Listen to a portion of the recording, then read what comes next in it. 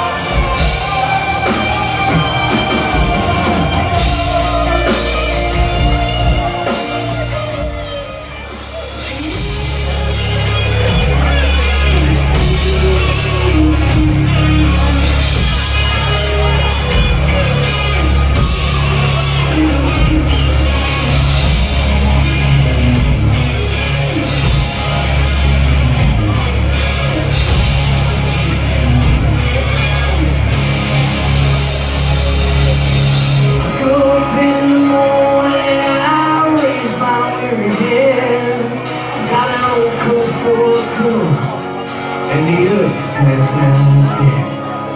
I don't know where I'm going, only God knows where I'm at. I'm a devil on the run, a six-gun lover, candle in the wind. Yeah!